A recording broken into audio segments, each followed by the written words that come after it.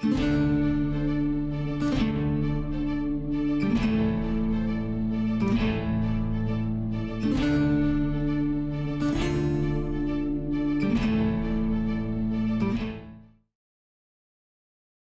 salut tout le monde les gens et bienvenue pour cet enfin bref sur le jeu Ryzen 3 Titan Lords pour cet épisode 7.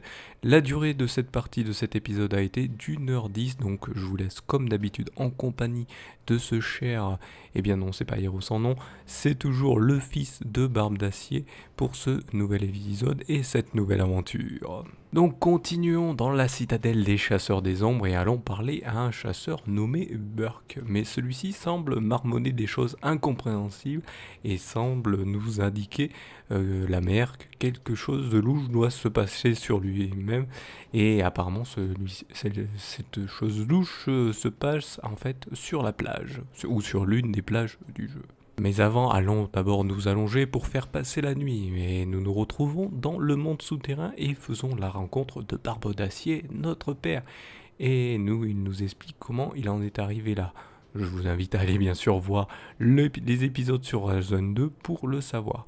Mais après plusieurs questions, celui-ci disparaît et nous nous réveillons enfin. À notre réveil, nous retrouvons Wilson et nous lui annonçons la réaction qu'a eue sa compagne Grace, ce qui le met tout en joie. En sortant de la citadelle et en descendant en direction d'une crique remplie d'araignées que nous terrassons, un squelette nous interrompt et nous indique être Burke. Celui-ci nous explique en fait avoir testé une magie pour ne plus avoir peur de la mort et celle-ci a malheureusement mal tourné. Heureusement, il semble avoir toujours la formule pour se remettre en bon état. Mais malheureusement, eh bien, il semble l'avoir donné à son homologue. Il faudra donc poser la question au chasseur de l'ombre de la citadelle. Donc un nouveau retour à la citadelle et parlons à Drake qui semble étonné de nous voir avec un squelette bien sûr. Nous lui expliquons qu'il s'agit de Burke qui a tenté d'utiliser une magie qui a malheureusement mal tourné comme dit.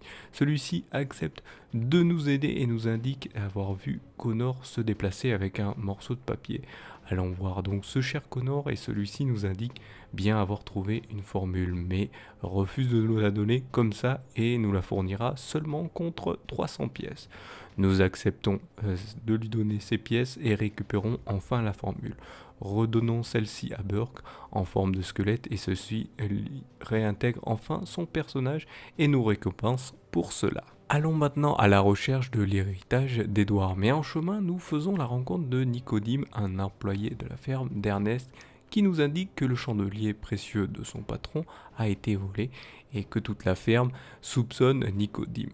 Mais celui-ci a en fait entendu du bruit et s'est dirigé vers le bruit pendant la nuit et il semble avoir vu une silhouette mais apparemment quelqu'un l'a vu et a pensé que c'était lui le voleur. Mais Nicodime nous demande ensuite d'aller regarder vers la charrette. Allons voir à cette charrette et nous découvrons des traces de pas ainsi que des pièces d'or parsemées et semblent avoir été perdues pendant la course. Suivons ces traces qui nous mènent premièrement au cimetière où un esprit nommé Anna nous indique que quelqu'un a volé son amulette et nous demande de la ramener. Nous acceptons sa demande mais continuons plutôt la poursuite du voleur de chandelier. En continuant de suivre les traces et les pièces d'or perdues, nous arrivons près du volcan de Calador et arrivons dans une petite planque gardée par un groupe de gobelins qui ont pour ami un golem de lave. Nous réussissions à tous les abattre et récupérons enfin le chandelier et tout leur larcin. Avant de rendre le chandelier, allons trouver le lieu de l'héritage d'Édouard. Mais au détour d'un chemin, nous trouvons une ferme d'un éleveur de cochons. Celui-ci veut nous vendre son cochon, mais nous refusons. Et celui-ci nous indique en plus que des chasseurs sont passés le voir il y a peu pour ces cochons, car ils partaient en expédition. Nous risquerons donc de croiser d'autres chasseurs des ombres en route. Nous arrivons enfin sur les lieux de l'héritage d'Édouard, mais celui-ci semble étonné des lieux. Mais après quelques vérifications sur les écrits de son père au sujet de l'héritage et des lieux, celui-ci semble être enfin satisfait qu'il se trouve en fait qu'à quelques mètres. Et nous voici arrivés à la fin de cet épisode. Je vous laisse maintenant en compagnie de la timelapse et de la musique et je vous retrouve juste après.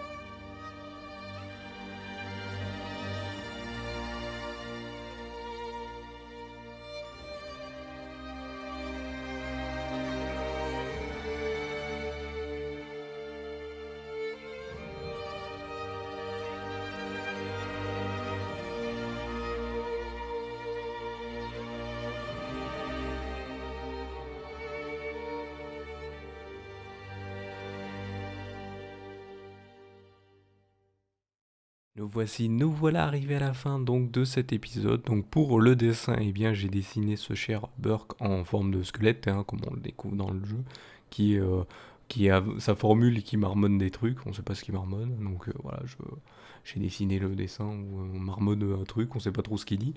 Et donc voilà pour le dessin, hein, voilà. Donc là, pas de grand chose, hein. Pour cet épisode, on découvre plus rien. Là, en fait, je pense qu'on est rentré vraiment dans les épisodes un peu moins.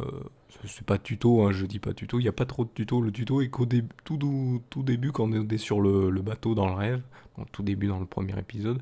Si vous avez vu le premier épisode, il n'y a que ça comme tuto. Mais sinon, là après, ouais, il n'y a que les découvertes, les crochetages et tout. Et bon, là, on commence à avancer un petit peu.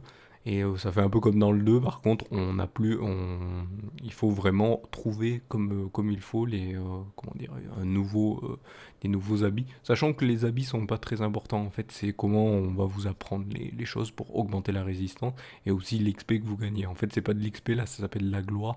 Et chaque fois que vous tuez un ennemi, eh bien, ça vous augmente de la gloire. Alors ça peut augmenter 50, 100, 200 pour les plus gros ennemis. 300 pour les un peu plus gros et les très gros c'est 400 et pour les boss je crois que ça va jusqu'à plus de 500 donc voilà donc pour les boss il n'y a pas beaucoup de boss mais donc voilà ça c'est comme ça que le jeu est fourni pour eh bien, l'expérience donnée. Donc voilà, et donc après vous pouvez augmenter les différentes statistiques qui sont sur votre personnage. Donc voilà, donc je vous invite comme d'habitude à mettre un petit pouce levé si vous aimez bien le concept de cette vidéo, hein. Et donc ça permet de la mettre en avant et n'hésitez pas de le faire aussi sur toutes les vidéos que vous connaissez ou que vous aimez, bien sûr. Et n'hésitez pas non plus à vous abonner si vous voulez découvrir les autres prochaines vidéos ou les prochains épisodes de Saison, enfin bref, bien sûr.